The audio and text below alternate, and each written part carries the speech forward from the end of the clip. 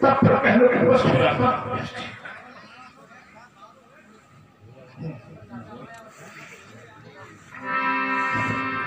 ये दीप दीप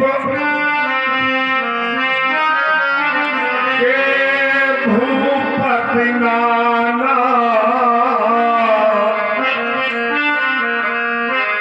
और आए ये सुन हम जो प्रण था। हमारे पर को सुनकर आप पहुंच ये देव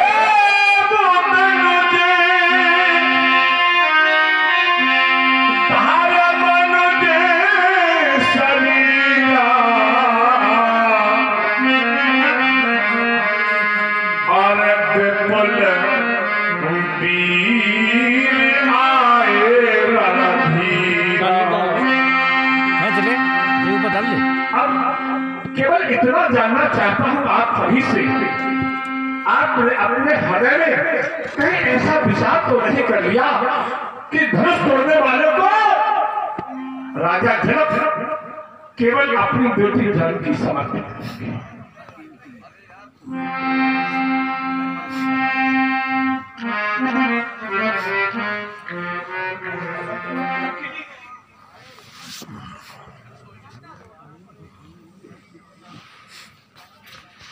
आपने अपने हृदय में कहीं ऐसा विचार तो नहीं कर लिया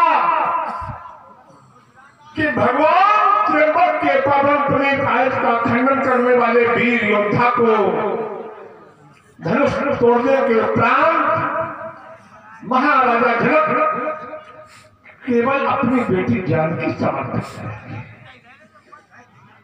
क्या इसी कारण से आपने अपने बल का प्रयोग इस अजगर पर नहीं किया? तब तो फिर आपसे चूक हो गई, आपसे भूल हो गई। और भूल ये हो गई जबकि धनुष तोड़ने वाले वीर योद्धा को केवल बेटी जानकी नहीं बल्कि जानकी के पश्चात उसको 2 महान पुरस्कार और प्राप्त होते हैं। 3 पुरस्कारों का प्राप्त करता बनता धनुष तोड़ने वाला वीर योद्धा। सुन वो 3 पुरस्कार जो वीर योद्धा धनुष का खंडन कर देता उसको किन-किन पुरस्कारों की प्राप्त होती है। ये कुंवर मनोहर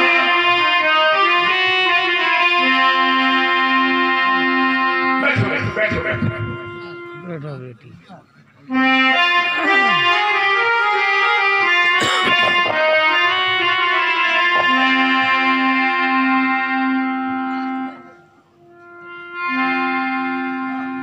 धनुष तोड़ने वाले वीर योद्धा को पहले पुरस्कार स्वरूप हमारी रानी बेटी जानकी पहला पुरस्कार।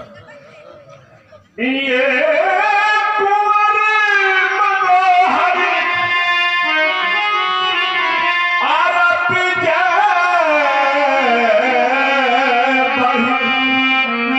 पुरस्कार स्वरूप उस योद्धा को विजय श्री बल करती। और तीसरे पुरस्कार स्वरूप ये कीरत आतकमनी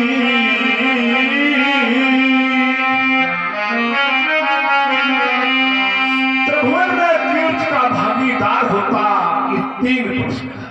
लेकिन अरे विधाता हमें तो ऐसा विश्वास हो कि पावन हार जनो ये रचवना धनो तमनी।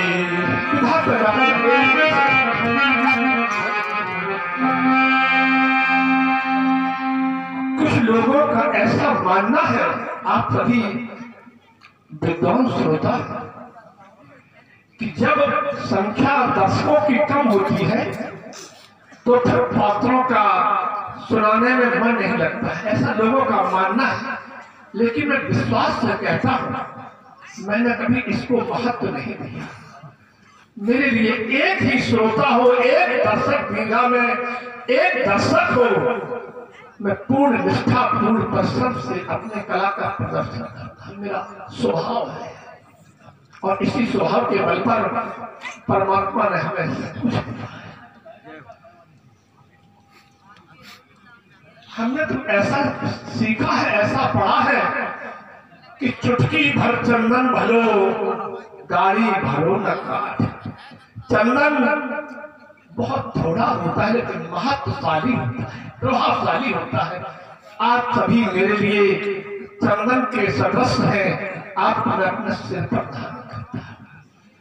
आप सुनेंगे, मैं पूरा प्रयास करूंगा कि आपको आह्लादित कर दूं। ये फिर परमात्मा की कृपा। पावन हार रंज जनो ये रचवना धनो तमनी। विधाचन अपने लेखनी से अब तो आपके हृदय में लालच उत्पन्न हुआ होगा कि धनुष तोड़ने वाले को 3 पुरस्कार प्राप्त होते हैं कि कहो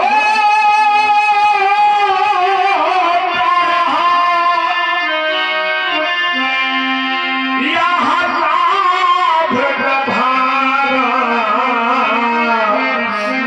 ये 3 पुरस्कारों से पूरे लाभ आपको अच्छा नहीं लगा। जो काहो न सक करो ये चाप चढ़ा।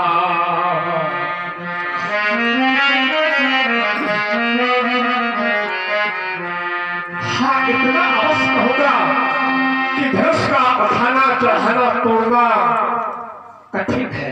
गरुड़ कठोर बिन सकता हूं। अरे धनुष को न उठा पाते, न चढ़ा पाते, न तोड़ पाते, कम से कम पृथ्वी से पृथक ही कर देते। ये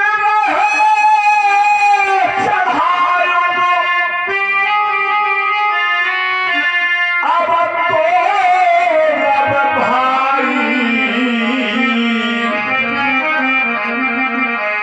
ये तिल भरत हो न सके वो छड़ा।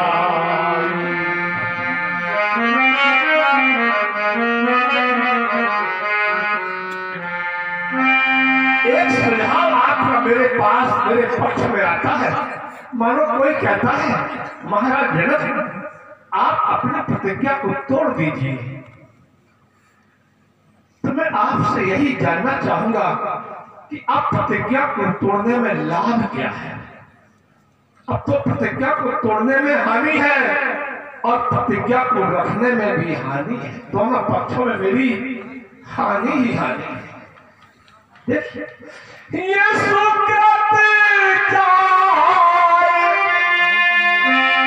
जो पर हर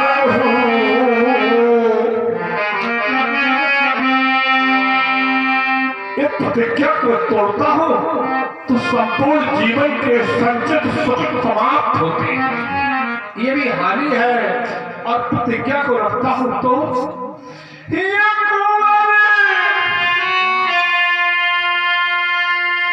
सुख समाप्त होते हैं प्रतिज्ञा को तोड़ने में।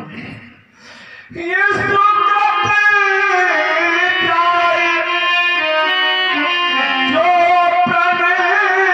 पर हर प्रतिज्ञा को रखता हूं तो हाय कुंवर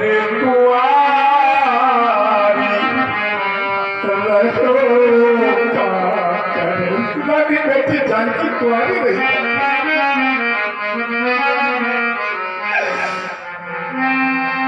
जिस बेटी को मैंने अपने गोदी का खिलौना माना था वो बेटी कुआरी नहीं जाएगी। प्रतिज्ञा को रखने रानी बेटी जानकी संसार में बड़ा बड़ा से भूल हुई है। तेरे पिता से भी भूल हो गई जानकी, तेरे पिता से भूल हो गई, भूल हो गई। उस फूल के लिए जानकी में हाथ जोड़कर तेरे पांव पकड़कर बेटी क्षमा मांग रहा हूं और स्वीकार कर रहा हूं कि मुझसे भूल हो गई भारी, मुझसे भूल हो गई भारी। और भूल ये हो गई जानकी कि मुझे इस पृथ्वी के प्रति अटूट विश्वास था कि संसार के लोग इसे वीर भोग्या वसुंधरा के नाम से पुकारते हैं, विद्वान इसको हिरण्यगर्भा वसुंधरा की संज्ञा प्रदान करते हैं, आचार्य प्रवर इसको वीर भोग्या वसुंधरा कहकर पुकारते हैं।